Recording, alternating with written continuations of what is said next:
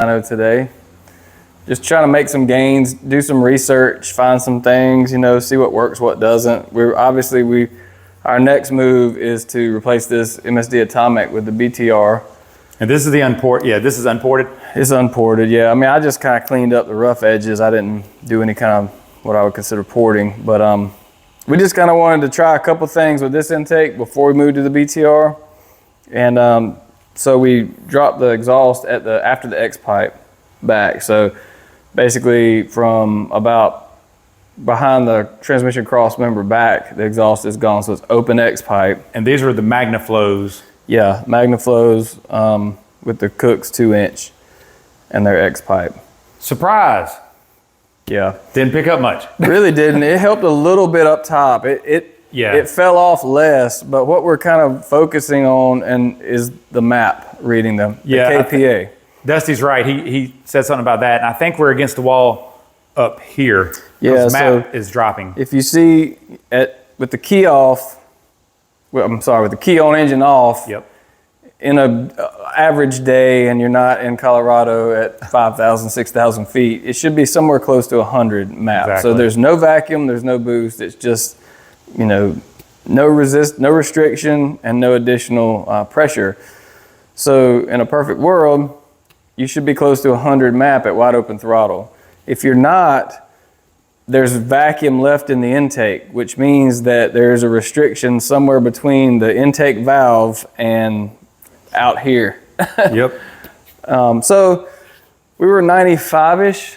Yeah, 95, 96. And it was falling off. Yeah. So the higher we turned it, the map falls off. So we're making more vacuum in the intake. So I bought this cheap filter off Amazon because, yes, we can tune it speed density, but we're just trying to make some direct comparisons. If you run just an open mass airflow sensor, if the end is just open, it really screws with the signal and it doesn't run well. It's not a smooth laminar flow going through there. We do have a honeycomb in the front of this, which does help, but if it's open with the fans blowing in it, that's a very sensitive instrument and it will affect fueling. Very turbulent reading. This is really just to keep the air smooth. And it helped. It did. We had a new best today. The gains are small when you're going on. Yeah, I mean, you know, you're not making, people are like, dang, you didn't pick up 30? Like, no, we didn't pick up 30. And to put this into perspective, in some cars like this Caprices, or the even factory SS mufflers, we picked up 20 to 30 on those. Yeah, the Caprices are the most restrictive mufflers. If you have a Caprice on stock mufflers, get rid of them. Get rid of them. So honestly, we were hoping for more, but you know, it is what it is. Yeah, I was thinking dropping the exhaust was going to give us at least 15. I was thinking it was going to be obvious gain. So let me explain these three I got up here now. The 603.8 is what we had last time with the exhaust on it. With this intake, it was kind of where we maxed out. And we dialed it in a little bit. I was really aggressive. Yeah, all that stuff. And that's the green line here. And we're not looking in the box so much as we are the whole curve. Yeah, especially up top. We'll look at that here in a second. Yep. So we dropped the exhaust, kept the VCM on, everything the same, and we made 598. And that was did not quite have the timing in it that the green run did. And it was a little fat. Who knows why? It could have been the exhaust, could have just been different days. Up here though, really close to the same where we're making max power, so we didn't feel like this affected that. But one thing we did notice is that the exhaust being dropped carried a little bit better. You can see the trajectory of the green line coming down, and you see the blue line, which is the exhaust drop, maintaining that power better. So if we would have spun it on out, we would have seen... It would have been better up top, but overall gains, max power, no. Nothing really. The timing would have probably brought it similar underneath. If I would have leaned it out in timing, we probably would have matched it or maybe picked up a couple. But the map was 95, 96. So we said, all right, let's drop the VCM, put this element on there.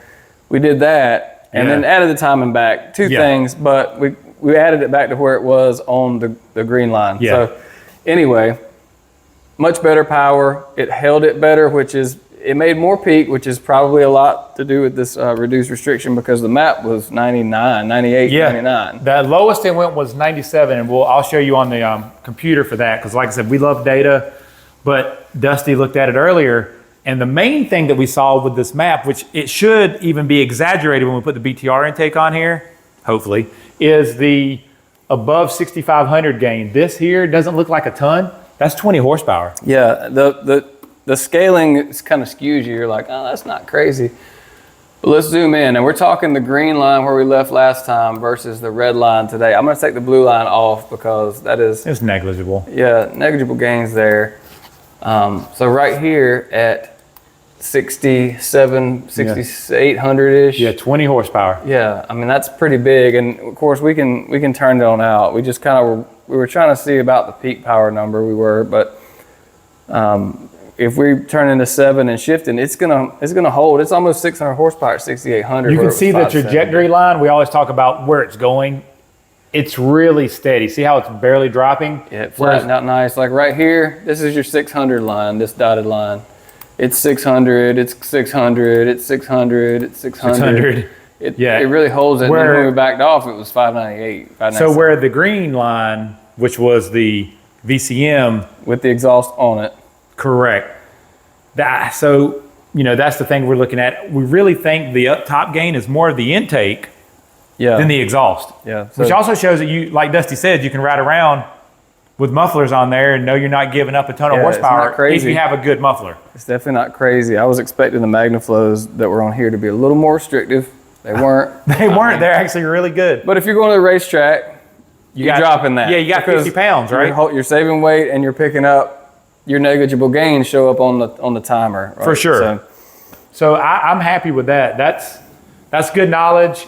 So now we're at 609, 650 foot-pounds, which, 550 foot-pounds, but picking up 5 there, I wasn't expecting at all. I was expecting it to all be up top, but the whole curve was better. Yeah. So that's just what we found today. We're gonna get the BTR intake on here. Yep. That's the we're going to clean it up right? this weekend. We're going to do that. We're going to do the dual tensioner AC bracket. I threw my AC belt for the last time today. I'm done. I squeezed that belt on, man, it was tight. And it didn't even care. I saw it, I pulled it was up. So real quick, I'm going to show you this map sensor. This is the one with the cone filter on there. And so map goes down to 97. Where are we looking here? We're looking at... I'm sorry. Yep, the purple line here. Purple line and this number. So like Dusty said, in a perfect world, you're at 100, which when you first hit it, everything's great. It's at 100. But as you start going through the dyno pool, it drops, and levels out about 97, pretty much flat. And you can see that in this purple line right there. And this line is very zoomed in. Yeah, it's very zoomed in. That graph is 5... Only 5 kPa, so 95 to 100. So that's why it's exaggerated. We did that. Yeah, you normally that would look pretty flat. So we did that to note this. Previous to that, when we had the other one up, this is the last one with the VCM. Yeah, with the VCM. See, it's actually coming off the scale, which here it's 96, and then above 6,700, it's dropping to 95. Which is the lowest that you scaled it, which probably went lower. I'm sure it did. And if I would have carried that on like we're going to with the BTR intake, we're going to have to turn that one to 73, 7,400 for sure. Yeah. That shows gain. So that right there is data that we can use to say, hey, once we get this BTR intake on there, are we still having our map drops or no? And that will help us figure out where to look next, because we're not done with it. We really want to see... we're at 609, so might as well, 609, I want to see 30, 40 horsepower out of it. I really love to see that 650 number. It's a big step, but I guess we'll see what the BTR intake does. I had to spray some nitrous in the front of it. A little bit of nitrous, but no, just a tiny. We just want to kind of see where our restrictions are, and we're still on stock throttle body right now. We did try 103 last time. Didn't see much there. But now that you're that you're seeing, you move the restriction from here. Now that might be the restriction. That's right. So it's a combination of things, and we're not making huge gains, but we're just little, you get the big gains, and then you just have to make little. We've also thought about trying to do a 5-inch style intake off to the side, different ways, but we're going to keep going until we get it dialed to the point in which we, are happy with it. I would love to see that 640, 650 number, and it's our shot, it's our car, so we'll beat on it and do what we need to do to make sure she's right, because we want to be able to provide solid data for these bigger motors, because a lot of people always talking about how much can I make on motor? And this is pump E85. It's nothing, no tricks, no gimmicks. 6-month-old pump E85. Yeah. We didn't even realize it, but the last time it was on the dyno was about April. And this is August. Yeah. So it's been a while, and it's just been sitting. It hasn't been driven. It's probably got the same tank of gas and everything. Most people would have drained it out. Probably should have. Not us. We're trying to get real gains. And another thing we could do is once we're done, I don't mind putting C in here, putting some timing into it, and see if we can pick it up there to see once we're done. But now we're trying to keep everything the same so that we have a consistent database and a consistent graph so we can keep going. So, and this is not to take away from this VCM. The VCM is a great intake. In fact, it's a really good for the masses. It's awesome. I'd be willing has to a limitation. Nobody's making this much power on a VCM on motor. I would doubt it. I mean, I'm sure they probably would have dropped it prior to 600 horsepower, Yeah. but we just, we want to see, and the element's still in it. Yeah. Because you take the filter out and pick up. There's a lot of things. Like we could spend all day on it. It's good information. We knew we had an intake to put on here, so that's we didn't really spend where a ton. we're at, right? We just spent an hour on it, and once we get the intake on there, that's probably our final intake swap. So then it'll be custom cam, the front of the motor, the exhaust. We know.